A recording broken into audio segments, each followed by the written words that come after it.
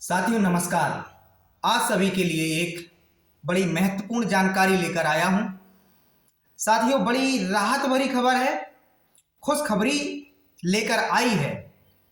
हमारा जो प्रयास था वो रंग लाता हुआ दिख रहा है। मोदी सरकार सहारा के निवेशकों के लिए एक्टिव होती हुई नजर आ रही है।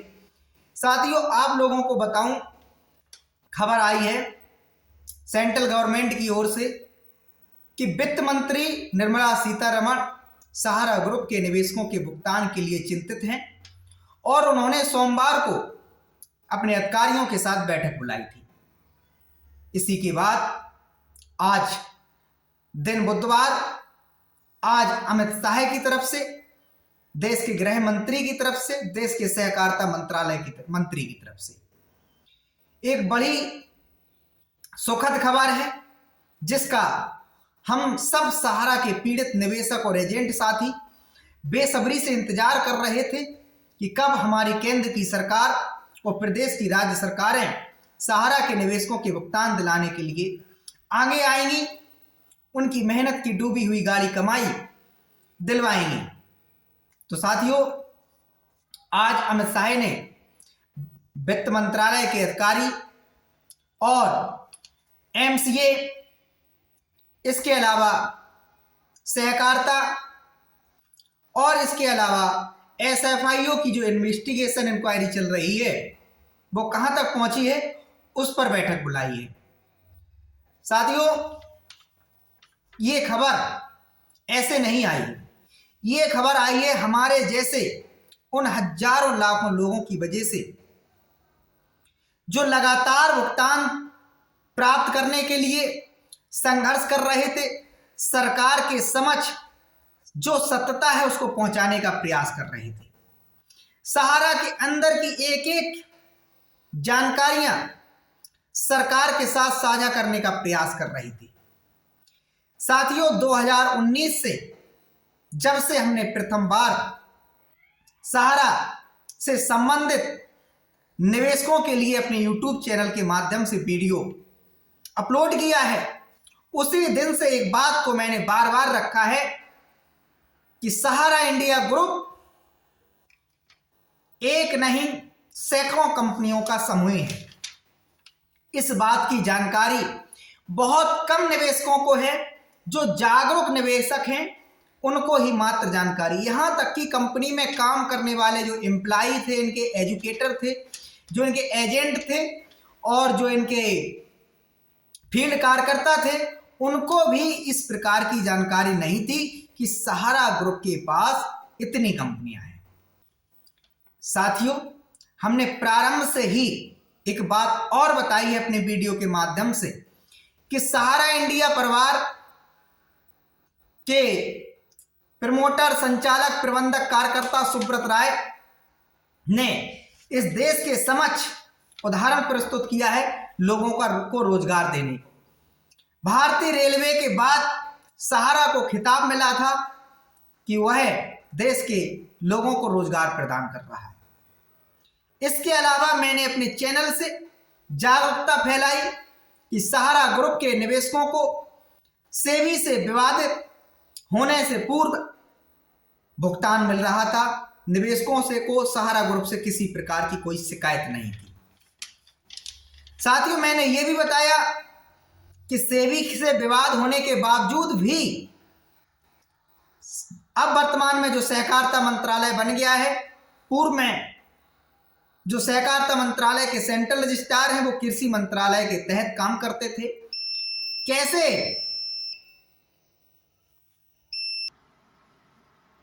कैसे उन्होंने यह सब जानते हुए भी कि सहारा का विवाद सेबी से हो गया है और सेबी के नियम कानूनों का सहारा ग्रुप ने अनुसरण नहीं किया है, पालन नहीं किया है, इसके बावजूद भी कृषि मंत्रालय के अंतर्गत काम करने वाले सेंट्रल रजिस्ट्रार ने एक नहीं, दो नहीं, कई सोसाइटियों को मान्यता दे दी, लाइसेंस दे दिया, पंजीकरण कर दिया। और जब सेबी से बहुत सारे प्रतिबंध सहारा ग्रुप पर लगाए गए तो कैसे सहारा ग्रुप ने अपने Sahara India real estate corporation limited और Sahara housing investment corporation limited के निवेशकों के खातों को क्यूसॉप में ट्रांसफर कर दिया। क्यूसॉप में ट्रांसफर कर दिया और क्यूसॉप में ट्रांसफर करने के बाद सोसाइटियों में ट्रांसफर कर दिया। Sahara credit cooperative society, Sahara and universal multipurpose, star multipurpose, Hamara India credit cooperative society. साथियों, हमने ये भी बताने का प्रयास किया कि सहारा के जो निवेशक, सहारा रियल एस्टेट कॉरपोरेशन लिमिटेड और Sahara housing investment corporation limited के जो निवेशक हैं, वास्तविकता में सरकार को, सेबी को ट्रेस करने पर मिल क्यों नहीं रहे। उसका कारण मैंने बताया था कि सहारा ने सेबी से विवाद होने के बाद अपने कार्यकर्ताओं के माध्यम से, अपने फील्ड के साथियों के माध्यम से, एजेंटों के माध्यम से निवेशकों तक यह बात पहुंचाई कि यदि वो सहारा रियल एस्टेट और सहारा हाउसिंग के जो सर्टिफिकेट हैं उनका ट्रांसफर क्यूसॉप में नहीं कराएंगे तो आपका ये पैसा डूब जाएगा, आपका ये पैसा सेबी के पास चला जाएगा। सेबी से आप लोग कैसे वापस लेंगे? मुंबई वापस लेने जाना पड़ेगा। आप लोगों के बैंकों में खाते नहीं है, बैंकों में पैसा आने में दिक्कत होगी। किसी के नाम में मिस्टेक है, किसी की स्पेलिंग्स नाम में डिफरेंट होगा, उस कारण से सेबी से पैसा मिलना मुश्किल हो जाएगा। आपके पास पैन कार्ड नहीं है, टीडीएस कटेगा। इस प्रकार का एक माहौल पूरे देश के अंदर बनाया कि निवेशकों को चूंकि भरोसा पिछले 40 वर्षों से का था सहारा के साथ, तो ये बात बड़े बखूबी तरीके से साहर्ष निवेशकों के बीच फैल गई और उन्होंने अपने सहारा रियल एस्टेट और सहारा हाउसिंग के सर्टिफिकेट को सहारा के अपने स्थानीय कार्यालयों में जमा करवा दिया। उसके बदले में सहारा के द्वारा उन निवेशकों को सहारा क्यूसॉप के, सहारा क्रेडिट कोऑपरेटिव सोसाइटी के, स्टार मल्टीपर्पज के, सहारा एंड यूनिवर्सल मल्टीपर्पज के और हमारा इंडिया क्रेडिट कोऑपरेटिव सोसाइटी के सर्टिफिकेट को देना प्रारंभ कर दिया गया। अब जब चूंकि माननीय सुप्रीम कोर्ट ने आदेश दिया 31 अगस्त 2012 में कि सहारा 24,000 करोड़ रुपया 3 करोड़ निवेशकों का सेबी के पास जमा करवाए, सेबी इस पैसे को वापस करने की प्रक्रिया प्रारंभ करे। और इसके बाद जब सेबी ने अपने हिंदुस्तान के तमाम अखबारों के माध्यम से विज्ञापन छापे, प्रेस कॉन्फ्रेंस में बयान दिए, सहारा रियल एस्टेट और सहारा हाउसिंग के जो इन्वेस्टर हैं वो सेबी के पास अपना अपना आवेदन भेजें। तो सेबी के पास आवेदन लेने वाले कोई बहुत ज्यादा संख्या में 3 करोड़ निवेशक होते हुए भी 20,000 के लगभग निवेशकों ने सेबी के पास मात्र आवेदन भेजे। चूंकि यह वो लोग रह गए थे जो किसी कारण से अपने सर्टिफिकेट को उस टाइम सहारा को या तो वापस नहीं कर सके या उनको सहारा की बातों में भरोसा नहीं हुआ, वो लोग रह गए थे। इसके बाद सहारा ग्रुप उन 24,000 करोड़ रुपए का जमा करने का सुप्रीम कोर्ट के आदेश का पालन नहीं कर सका और सहारा ने कहा कि ये हमारे साथ अन्याय होगा, ये हमारे साथ पुनर्भुगतान जैसा होगा, दोहरा भुगतान जैसा होगा, एक व्यक्ति के, एक निवेशक के दोहरे भुगतान की तरह होगा। सहारा ने कहा हमने पहले ही निवेशकों का भुगतान कर दिया है, अब हमें सेबी को कोई और भुगतान नहीं करना है। इस बीच सुप्रीम कोर्ट ने सहारा की सारी बातों को रिजेक्ट किया और यहां सहारा अपनी बातों को सुप्रीम कोर्ट के समक्ष रखने में असमर्थ रहा। इसके बाद मामला सेबी के साथ विवादित होता रहा। इधर सहारा नई नई ब्रांचें, नई नई शाखाएं, नई नई फ्रेंचाइजी के माध्यम से अपने व्यापार को, अपने व्यवसाय को स्थापित करता रहा, प्रगति करता रहा।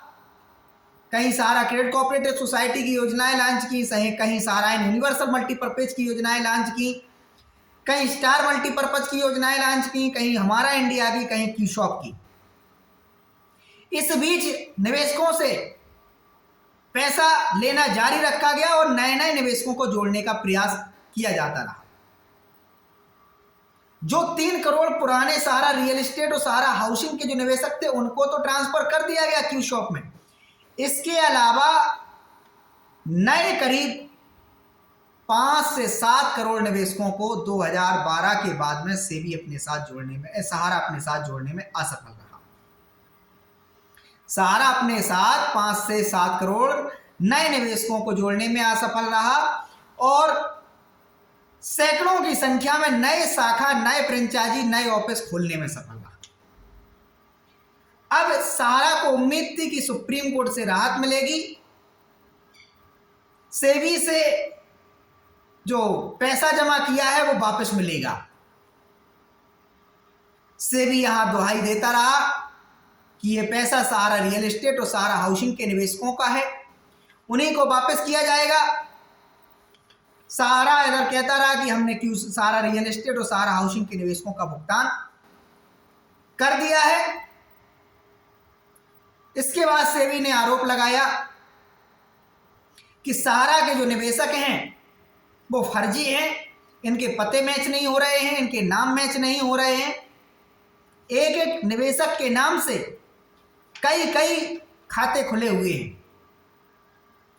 तो यहां सेबी का इशारा ब्लैक मनी की तरफ था। इसके बाद आज दिन तक सेबी उन जो सर्टिफिकेट जो सहारा के निवेशकों ने स्थानीय कार्यालयों के माध्यम से जमा किए थे, आज दिन तक सेबी उन खातों के, उन सर्टिफिकेट के सत्यापन नहीं कर सका। इधर निवेशक नए नए जुड़ते रहे और जब निवेशकों के भुगतान की बारी आई, जो 2012 में सहारा रियल एस्टेट और सहारा हाउसिंग के निवेशकों को क्यू शॉप में ले जाया गया, तो वहां पे सहारा ने कमिटमेंट किया था कि 6 वर्ष की अवधि के पूर्व आप लोग क्यू शॉप के से जो नई स्कीम लॉन्च की है इससे भुगतान प्राप्त कर सकते हैं। तो सहारा को लगा 2015-16 आते आते कि भुगतान देने की बारी आ रही है और सेबी के साथ मामला सुलझता हुआ नहीं दिखाई दे रहा है। सेबी पैसा वापस करने की मूड में नहीं है। तो सहारा ने नया फोकस किया, नया प्रोपेगेंडा रचा और अपने एजेंटों के माध्यम से, अपने एजुकेटरों के साथ के माध्यमों से, अपने ब्रांचों के माध्यम से नई स्कीमें जारी की और सहारा क्यू शॉप को सहारा क्रेडिट कोऑपरेटिव सोसाइटी और सहारा universal multipurpose, star multipurpose Hamara India में ट्रांसफर करने की तमाम सारी स्कीमें दी। बड़े लालच दिए, बड़े ब्याज के वादे किए गए, कई सारे लकी ड्रा कूपन्स और तमाम सुनहरे सपने दिखाए गए। दिखाया गया कि कंपनी कितनी बड़ी है। सेबी के साथ विवादित स्कीमों में सहारा की विजय प्राप्त होगी। निवेशक पुनः गुमराह हो गया और क्यू शॉप के सर्टिफिकेट भी, अधिकांशतः क्यू शॉप के सर्टिफिकेट भी सहारा ट्रांसफर करवाने में, कन्वर्जन करवाने में सफल रहा। इसके बाद 2018-19 के वादे किए जाने लगे। 2018 में बहुत अच्छी स्थिति होने वाली है, आप लोगों के भुगतान रेगुलर प्रक्रिया से होंगे, 2019 में होंगे। इसके बाद 2020 का भरोसा दिया गया। इसके बाद जब 2019 तक तो कुछ हद तक निवेशकों ने सहारा की बातों पर भरोसा किया। जब निवेशक और एजेंटों को लगने लगा कि अब कंपनी की स्थिति बिगड़ चुकी है, भुगतान देने की स्थिति में कंपनी के अधिकारी लोग नहीं हैं, बार बार सहारा की श्री के तरफ से जारी लेटर जो हो रहे थे वो झूठे साबित हो रहे थे, वो गुमराह करने वाले साबित हो रहे थे। जो सहारा के ओपी श्रीवास्तव, उनके साथ जो वीडियो कॉन्फ्रेंस या मीटिंग्स हुआ करती थी, उनमें किए गए वादे के भरोसे टूटते नजर आने लगे। तमाम एजेंटों ने, तमाम कंपनी के एम्प्लॉइयों ने सवाल, प्रश्न उठाना शुरू कर दिए गए कि आपके द्वारा 2010-11 से लगातार भरोसे दिलाए गए, लेकिन एक भी वादे में कंपनी अभी तक सफल नहीं हो सकी है। हम लोगों के कमीशंस बाकी हैं, हम लोगों के फ्यूचर फंड बाकी हैं, सैलरी बाकी है, निवेशकों का दबाव बढ़ रहा है। बार बार स्कीमों को कैसे ट्रांसफर किया जाए, कैसे कन्वर्जन किया जाए। यहां से सहारा ने अपने मूवमेंट को चेंज किया और जिन निवेशकों ने, जिन एजेंटों ने कंपनी को इस स्तर पर पहुंचाया जो साम्राज्य सहारा का कहा जाता है 2 से 3 लाख करोड़ रुपए का हो चुका है, इस स्तर पर पहुंचाया, उन्हीं निवेशकों और उन्हीं एजेंटों, उन्हीं कार्यकर्ताओं को, उन्हीं लोगों को कंपनी के द्वारा भला बुराया कहा जाने लगा, सताया जाने लगा, झूठी एफआईआर लिखी जाने लगी, टर्मिनेट किया जाने लगा, उनके कोर्ट को, उनकी एजेंसी को निरस्त किया जाने लगा, कंपनी से बाहर का रास्ता दिखा जाना शुरू किया गया, विज्ञापन छाप दिए गए कि इस एजेंट का, इस कार्यकर्ता का, इस फील्ड वर्कर का किसी भी ऑफिस में आना जाना प्रवेश निषेध है, कंपनी से इसका कोई ताल्लुक नहीं है।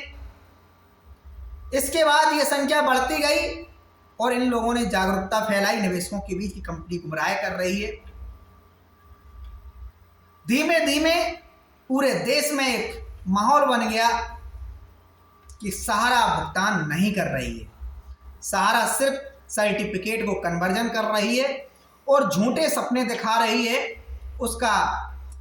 इसके बाद प्रश्न चिन्ह लगने लगा कि सेबी के पास सहारा ने मात्र 15,000 करोड़ रुपए जमा कराया है, जबकि सहारा की देनदारियां तो लाखों करोड़ों में पहुंच चुकी हैं। इधर पुराना बकाया 24,000 करोड़ रुपया सहारा रियल एस्टेट और सहारा हाउसिंग का तो था ही, उनको फिर क्यूसॉक के बाद सोसाइटियों में ट्रांसफर किया गया। इसके बाद जो नए निवेशक आए तो इस बीच विवेक अग्रवाल जी की एक रिपोर्ट आई जो सेंट्रल रजिस्ट्रार थे कि सहारा ने 86,000 करोड़ रुपए से अधिक 10 करोड़ लोगों से जुटा लिया है और ये पैसा कहां लगा दिया गया, एमबी वैली में। 62,000 करोड़ रुपया सहारा ने दिखाया कि हमने एमबी वैली में लगाया। उस एमबी वैली में लगाया जो एमबी वैली दशकों पुरानी है, तो यहां निवेशक और एजेंट इस बात से प्रश्न चिन्ह और ज्यादा लगाने लगा कि एमबी वैली कोई आज की परियोजना तो है नहीं जो सोसाइटियों का पैसा एमबी वैली में लग गया। चूंकि हुआ क्या, जिस प्रकार से सहारा ने निवेशकों के सर्टिफिकेट को ट्रांसफर किया, उसी प्रकार से सहारा ने अपने जो एसेट हैं वो भी एक कंपनी से दूसरी कंपनी और दूसरी कंपनी से तीसरी कंपनी में ट्रांसफर किए। कंपनी के अंदर काल्पनिक भुगतान दिखाए, काल्पनिक प्रॉफिट दिखाए, ऐसा सेंट्रल रजिस्ट्रार की रिपोर्ट में देखा गया। इसके बाद साथियों, जब सरकार के पास निरंतर शिकायतें पहुंचती गई, एसएफआईओ ने जांच शुरू किया, इन्वेस्टिगेशन शुरू किया और प्रथम दृष्टया एसएफआईओ को लगा कि यहां सहारा ने बहुत बड़ी हेराफेरी की। इसके बाद सहारा की और कंपनियों को उस इन्वेस्टिगेशन में जोड़ा गया। इस बीच सहारा ने कई गलत फैसले लिए, गलत निर्णय लिए। इधर निवेशकों के खिलाफ वकील खड़े करना प्रारंभ किए, एजेंटों के खिलाफ वकील करना प्रारंभ किए, झूठे इश्तेहार, झूठे विज्ञापन लिखवाने जारी किए, तमाम सारे लोगों को सहारा के द्वारा धमकी भरे लहजे में पत्र लिखे गए और सहारा ने ठान लिया कि अब निवेशकों के भुगतान नहीं करना है, बार बार से भी सहारा का बहाना बनाना है।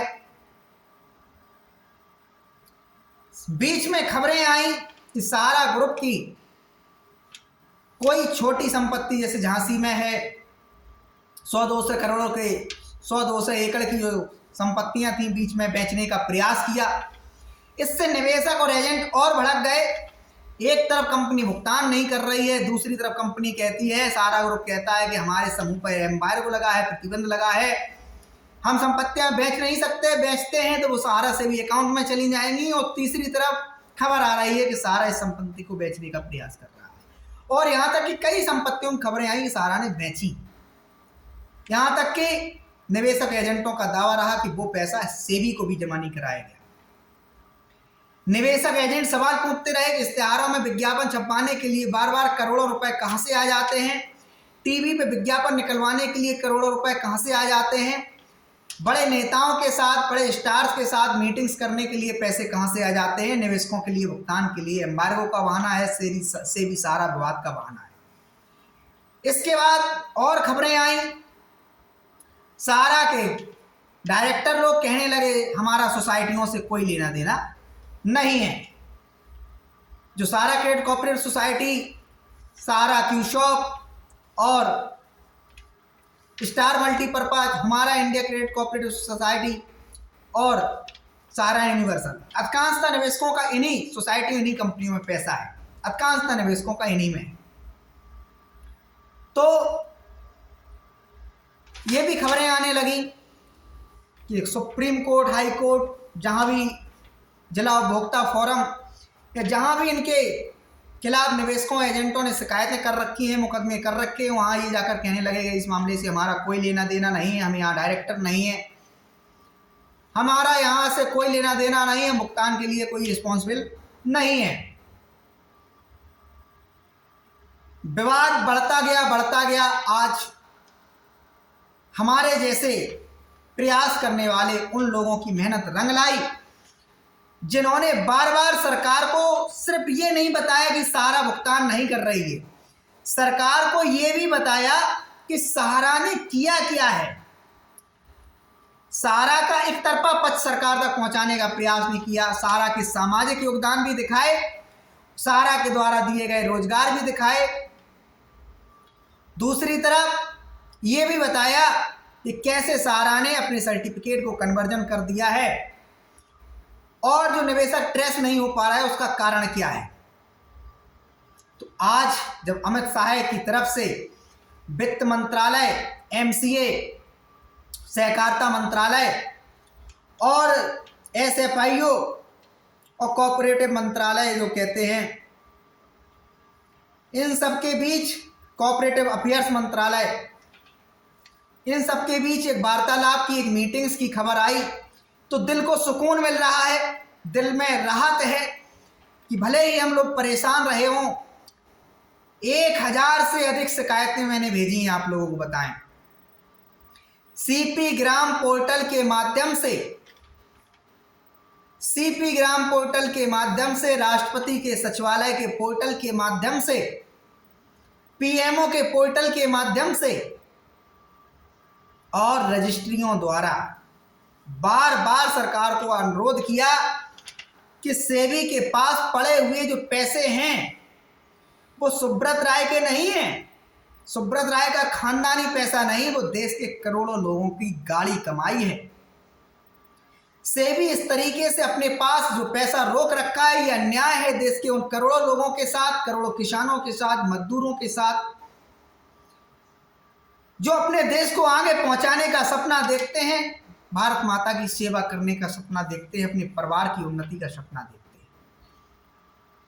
आज लगता है कि सरकार को वो बात समझ आ रही है। हमने कभी भी ये नहीं कहा है कि सिर्फ आंदोलन से भुगतान मिल सकता है। हमने ये कहा है कि जब तक सरकार को इस बात को समझाने में हम सब लोग सफल नहीं हो जाएंगे कि मामला क्या है और कैसे सरकार को भुगतान करना है, सरकार को ये समझाना पड़ेगा कि सरकार को पैसा कोई जेब से खर्च नहीं करना है। जैसे किसान सम्मान निधि योजना है, सरकार की अन्य योजनाएं हैं, उनमें सरकार अपना एक बजट नियुक्त करती है, उससे पैसा खर्च करती है कल्याण के लिए, देश कल्याण के लिए, जन कल्याण के लिए। इसमें तो सहारा ग्रुप के पास इतने एसेट हैं कि उनसे निवेशकों का भुगतान बड़ी आसानी से पूर्वक किया जा सकता है। खबर है कि सहारा की 523 कंपनियों के नाम एसेट है, 24,000 करोड़ से अधिक सेबी के पास पड़ा हुआ है, 15,000 करोड़ से अधिक सहारा ने जमा कराया है, ब्याज समेत है तकरीबन 26 से 27,000 करोड़ रुपया सेबी के पास अवेलेबल है। इससे भुगतान की प्रक्रिया प्रारंभ कर दी जाए। इसके बाद जो सहारा के एसेट हैं, पहले अन्य औद्योगिक घरानों से संपर्क किया जाए, टाई अप कर लिया जाए, उनसे कहा जाए भाई इस संपत्ति को आप ले लीजिए, इस संपत्ति को आप ले लीजिए, उसके सर्कल रेट देख ले, तो सरकार जब निजी इंटरेस्ट पे वो संपत्तियां बेचने का प्रयास करेगी तो महीने भर के अंदर सारा की सारी संपत्तियां सेल हो जाएंगी। जब सरकार निजी स्तर से इंटरेस्ट लेके उन संपत्ति को सेल करेगी, निवेशकों का भुगतान हो जाएगा, जो एसेट बचे, जो संपत्तियां बचें, अगर लगता है कि सहारा ग्रुप को चलाना है, लोगों को रोजगार बचाना है, अगर लगता है कि सहारा ने कोई इलीगल काम नहीं किया है तो चलने दीजिए, और लगता है कि सहारा के जो वर्तमान के अधिकारी लोग हैं, डायरेक्टर लोग हैं, ये इस कंपनी को चलाने में सक्षम नहीं है, कि ये कानूनों की धज्जियां उड़ाने वाले हैं, तो उसमें सरकार अपने अधिकारियों को बैठा दे। यहां भी नहीं लगता हो, सरकार को लगता है सहारा की योजनाएं ठीक थी, व्यवस्थाएं ठीक थी, किसी अन्य एजेंसी को सौंप दे, LIC है, डाकघर है, रेलवे है, कोई अन्य व्यक्ति संचालन करता रहे, लोगों का रोजगार भी बच सकता है, निवेशकों की गाड़ी कमाई भी लौट सकती है, देश के सिस्टम पे इस देश के करोड़ों लोगों का भरोसा जाग जाएगा। यकीन मानिए, इस देश के अंदर अगर सरकार हमारे इस वीडियो को देख रही है, वर्तमान में केंद्र के जिम्मेदार नेता, जिम्मेदार अधिकारी अगर हमारे इस वीडियो को देख रहे हैं, तो आप लोग यकीन मानिए इस देश के अंदर हजारों लोग ऐसे हैं जो सहारा में काम किए, आज उनके पास रोटी 2 वक्त की खाने के लाले पड़े हैं, लोग उनको गालियां दे रहे हैं, यहां तक कि वो जिंदा लाश की तरह है। कई 100 लोगों ने आत्महत्या कर ली है, लेकिन आत्महत्या कोई विकल्प नहीं है। मुझे लगता है कि इससे अच्छा है वो आत्महत्या करने से लड़ो, सांसदों विधायकों से मिलिए, सांसद विधायकों से आप मिल चुके हैं तो CP ग्राम पोर्टल का सहारा लीजिए, CP ग्राम पोर्टल का सहारा ले चुके हैं, PMO पोर्टल का सहारा लीजिए, PMO पोर्टल का सहारा ले चुके हैं, राष्ट्रपति सचिवालय के पोर्टल का सहारा लीजिए, राष्ट्रपति सचिवालय के पोर्टल का सहारा ले चुके हैं, रजिस्ट्री भेजिए, रजिस्ट्री भेज चुके हैं, डिस्ट्रिक्ट के DM को ज्ञापन दीजिए, कोई हल्का फल्का धरना प्रदर्शन कीजिए, सरकार को जगाइए, फेसबुक के माध्यम से, सोशल मीडिया के माध्यम से वीडियो बनाइए, शेयर कीजिए, अपनी पीड़ा, अपना दर्द बांटिएगा, तो निश्चित है कि हमें लगता है कि हमारे नेताओं को, हमारे देश के अधिकारियों को भुगतान दिलाना पड़ेगा। तो अब आप लोगों से इस वीडियो के माध्यम से अपील है कि अब आप लोग एक बहुत बड़ी तेजी के साथ काम करना प्रारंभ करें। जिस बीच ये खबर आ रही कि अमित शाह जी स्वयं इंटरेस्टेड हैं भुगतान दिलाने के लिए, निर्मला सीतारमण इंटरेस्टेड हैं भुगतान दिलाने के लिए, उस वक्त आप अपने मोबाइल की ताकत को समझिए, उस सरकार को ये लिखिए कि कैसे सहारा ने एक कंपनी से दूसरी कंपनी और दूसरी कंपनी से तीसरी कंपनी में हमारे खातों को कन्वर्जन किया, ट्रांसफर किया, और अब भुगतान नहीं मिल रहा है। ये भी लिखिए, सेबी, सेंट्रल रजिस्ट्रार, वित्त मंत्रालय, कोऑपरेटिव मंत्रालय, SFIO, जहां जहां भी जिम्मेदारियां हैं वो आपस में समन्वय स्थापित करें और तय करें कि निवेशकों का भुगतान बहुत शीघ्र प्रक्रिया से दिलाना है। सुब्रत राय या सहारा के मैनेजमेंट पर जब कार्रवाई होती रहेगी, पिछले 10-12 वर्षों से चल रही है, अभी तक ना सुब्रत राय का कुछ बिगड़ सका है, ना सहारा के अन्य मैनेजमेंट के लोगों का। नुकसान हुआ है इस देश के लाखों एजेंट, कार्यकर्ता, एजुकेटरों का, जिनका रोजगार चला गया, जीना जिंदगी हराम हो गई। नुकसान हुआ है निवेशकों का, किसी के बुढ़ापे का सहारा था, सहारा में जमा हुआ पैसा, किसी की बेटी के विवाह के लिए लोगों ने जमा किया था, किसी ने सोचा था कि हम अपने बच्चों को पढ़ाएंगे, किसी ने सोचा था कि हम सुंदर से मकान बनाएंगे, किसी ने सोचा था हम संपत्ति अर्जित करेंगे, किसी ने सोचा था इससे कोई छोटा मोटा व्यवसाय कर लेंगे, तो लाखों करोड़ों लोगों के सपने तबाह हो गए। तो इसलिए अब आप लोग बड़ी मिशन पूर्वक, बड़ी ताकत के साथ, बहुत ताकत लगा दीजिए भुगतान प्राप्त करने के लिए। और पत्र देखिए, मैं जागरूकता फैला सकता हूं, आप हमारे वीडियो को शेयर कर सकते हैं और जागरूकता के नाम पर बात करें तो तमाम सारे लोग यूट्यूब पर बैठे हैं, फेसबुक पर बैठे हैं, अन्य व्हाट्सएप ग्रुपों में बैठे हुए हैं। सही जागरूकता उनके पास भी नहीं है। कहते तो हैं भुगतान सारा से प्राप्त करना है, गालियां सुब्रत राय को देते हैं, गालियां देश की सरकार को देते हैं, सिस्टम को देते हैं, लेकिन ये जानने का प्रयास नहीं करते हैं कि मामला क्या है और सरकार को कैसे हम इस मामले को समझाएं। क्योंकि मान लीजिए अगर आप सारा क्रेडिट कोऑपरेटिव सोसाइटी की शिकायत देते हैं, सेबी कहता है आई एम नॉट रिस्पॉन्सिबल, हमारी कोई जिम्मेदारी नहीं है आपका भुगतान दिलाना, रिजर्व बैंक कहता है हमारी कोई जिम्मेदारी नहीं है, वित्त मंत्रालय कहता है हमारी कोई जिम्मेदारी नहीं है, सेंट्रल रजिस्ट्रार कहते हैं प्रयास कर रहे हैं, सेंट्रल रजिस्ट्रार कहते हैं आपकी शिकायत को हमने फॉरवर्ड कर दिया है सोसाइटियों के पास। तो इसलिए धैर्यपूर्वक कदम उठाइए, कोसना बंद कीजिए, हताशा से बाहर आने का प्रयास कीजिए। मानसिक परेशानी है, हम मानते हैं, आपके पास भी है, हमारे पास भी है, लाखों लोगों के पास तनाव है, चिंता है। तो इसमें विकल्प क्या है, उन पे काम किया जा सकता है। तो इस वीडियो में हमने जितना भी बोला वो एकदम यथार्थ बातें हैं। अगर आप लोग जाग गए उतना ही शीघ्र भुगतान मिलेगा। आप लोग यकीन मानिए, जो वित्त मंत्रालय और गृह मंत्रालय के जो मुखिया अमित शाह जी हैं, अगर उन्होंने बैठक बुलाई है तो निश्चित ही वो निवेशकों के भुगतान के लिए चिंतित हैं और उन तक बात पहुंची है, बड़ी गंभीरता पूर्वक बात पहुंची है। अब वहां उनके अधिकारी उनको क्या समझाते हैं वो अलग बात है, लेकिन जब आप लोग समझाना शुरू कर देंगे तो उन अधिकारियों की कोई हैसियत नहीं, आपकी बात सुनी जाएगी। आप लोग कहते हैं कि सरकार हमारी नहीं सुनती, सरकार सुनेगी, आपको सुनाना आना चाहिए। आपको प्रयास निरंतर जारी रखना है। इस बात को कान खोल के आज आप लोग सुन लीजिए। बड़ी राहत भरी खबर थी ये, बड़ी सुकून भरी खबर थी। एक हताशा भरे माहौल में ये सुकून देने वाली इसलिए है क्योंकि सुप्रीम कोर्ट में भी हाल फिलहाल में मार्च अप्रैल में कई सुनवाइयां हैं।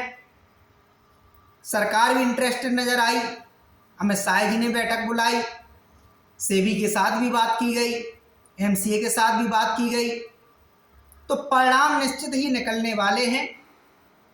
अब आप लोगों को चिंता ये हो रही है कि सरकार के पास तो 24,000 करोड़ रुपए है, 15,000 करोड़ रुपए सहारा ने जमा कराया है, ब्याज समेत 26-27,000 करोड़ रुपए हो गया है। तो इतने में कैसे संभव है निवेशकों का भुगतान होना? निवेशकों को भुगतान तो देना है करीब 2 लाख करोड़ रुपया। 86,000 करोड़ रुपया तो केवल सोसाइटियों में जमा है। यह ब्याज सहित मूलधन जमा है, ब्याज सहित पैसा कितना होगा अंदाजा लगाइए। अन्य कंपनियां भी हैं, वहां भी निवेशकों का भुगतान बकाया है। तो यहां भी मैंने बता दिया, जब सरकार व्यक्तिगत रूप से इंटरेस्ट लेगी कि मामले को निपटाना है, निवेशकों का भुगतान करना है, तो 1 महीने के अंदर सारे सहारा के जितने भी एसेट हैं वो बिक जाएंगे। वास्तविकता में अगर सरकार के फैसलों पे सहारा या सुप्रीम कोर्ट अड़चन डालते भी हैं तो सरकार के पास और एक विकल्प होता है, संसद के माध्यम से कानून बनाने की शक्ति है। पूर्ण बहुमत की सरकार है इस समय, तो इसलिए मिशन को बड़ी तेजी से स्टार्ट कर दीजिए। 10 करोड़ लोग प्रतिदिन 10 मिनट देना स्टार्ट कर देंगे, आपके भुगतान की प्रक्रिया उतनी ही तेज हो जाएगी। 10 मिनट में आज आपने फेसबुक पे कोई पोस्ट कर दिया तो कल कोई यूट्यूब पे वीडियो अपलोड कर दीजिए।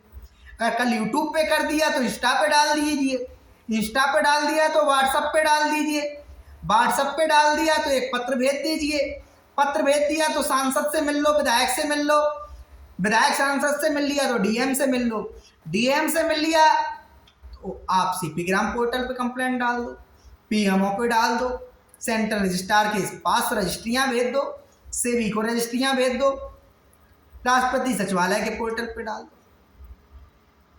10 करोड़ लोग जब इस मुहिम में जुड़ जाएंगे तो सरकार आपके भुगतान दिलाने के लिए निश्चित ही विवश हो जाएगी। सरकार अगर इंटरेस्ट नहीं लेना चाहती भी होगी तब भी लेगी। तो इस 35 से 40 मिनट के वीडियो में हमने जो बातें रखी, वास्तविकता में अगर आप सच्चे देशभक्त हैं, आप वास्तविकता में चाहते हैं कि निवेशकों का भुगतान है, मिलना चाहिए, तो इस वीडियो पे काम करेंगे और वीडियो देखकर नजरअंदाज नहीं करेंगे और प्रयास करेंगे।